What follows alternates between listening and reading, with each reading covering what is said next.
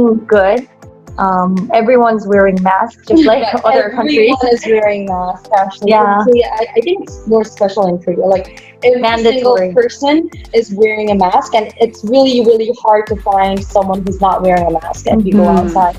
So what's a little bit different from other countries is that in subways or in the bus, it's mandatory to wear a mask. So if you don't wear a mask, you have to get off. Get out of the subway. Yeah, Or subway somebody station. comes to, If somebody comes and asks to wear a mask, and if he doesn't or denies, he can't ride the subway. yeah, and he or she has to pay some money fee for that. So it's some people say that it's free.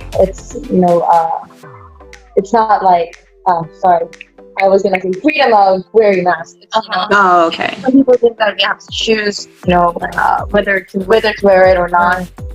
Some people think that in order to decrease the number of confirmed, it's a mandatory. So it's controversial, but still, people are doing their best, and all the sanitizers are in the subway stations, everywhere. Elevators. Yeah. So even though somebody doesn't have much money to buy a mask, actually there's a lot of wow. ways. Yeah, it's really it's really surprising. Like a lot of foreign students and foreign friends who live in Korea actually tell me that they were so shocked by all this phenomena that's going on in Korea.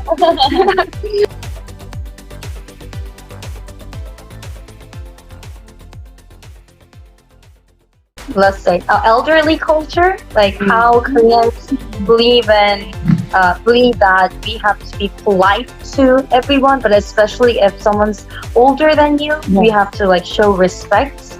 But it's not like the Koreans do not think that being older is everything. It's not like that. But we do have some Confucianism culture in Korea. So if we eat with our parents or anyone who's older than us, we actually ask them to eat first, or bring up bite first, or pick up the spoon first.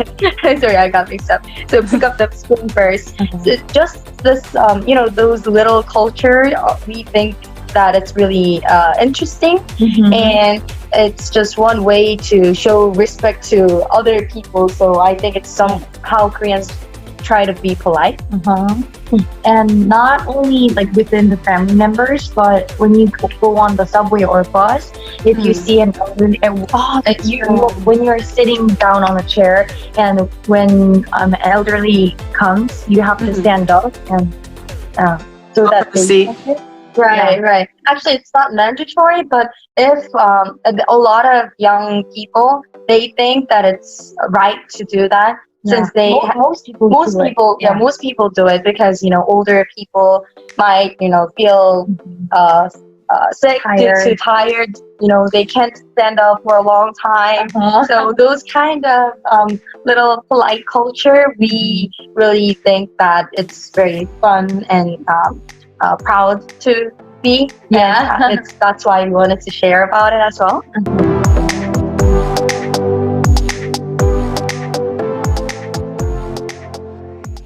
In terms of a workplace and how certain characters evolve and who's up there and who thinks that they have power over other people, and I just want to differentiate what people see in K-dramas. Is it different? Is it similar? Or it's different, but there is some truth to it? Right. Yes. It's mostly similar, right? Yeah, I think mostly similar. Yeah, mostly similar. But sometimes they have exaggeration, right? To make the K-drama more like fun. I think there are some exaggerations actually. Yes.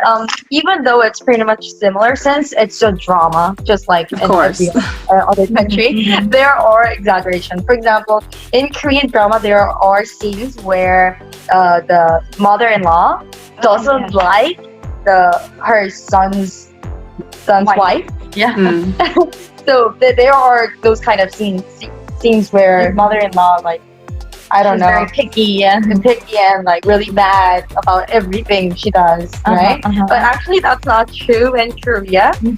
Even though there are people like that, I mean, there are a lot of people in every country. Yes, exactly. In every country, but in Korea, it's more changing. Mother-in-law and father-in-law really love, welcome their daughters, husbands, or sons, wives. So it's not like exaggerated. It's not like in K-drama. Yes, it is also exaggerated. Right. Thank you for clarifying that. I think, because, some people, whether it's, foreigners getting into Korean culture because of K-pop or K-dramas, of course, there is some more dramatic thing to it, which makes us interested. But I just want to let viewers know that, there is some differences. There might be some truth to it, but I want at least people who are watching this video to know that, K-dramas can over-exaggerate things.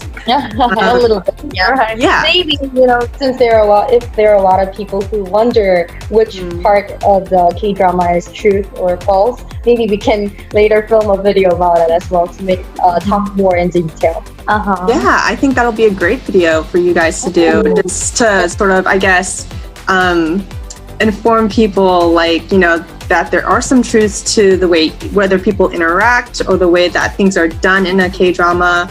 I think it would be good for them to know, like, what to look out for, because I know that some foreigners have this perception, especially about Korean men as, women, that, it sort of gets them in a situation which could be awkward or very weird to a Korean man. And as a foreign woman, you think like, oh, but that's, I think, how they should be, right? So about the perceiving and reception of what we see. And I think you guys being able to inform and educate people on, what's over-exaggerated or what's kind of true, I think will, help foreigners who visit Korea feel a little bit more comfortable in terms of interacting with Koreans. Oh, I think it's a great content. Yeah.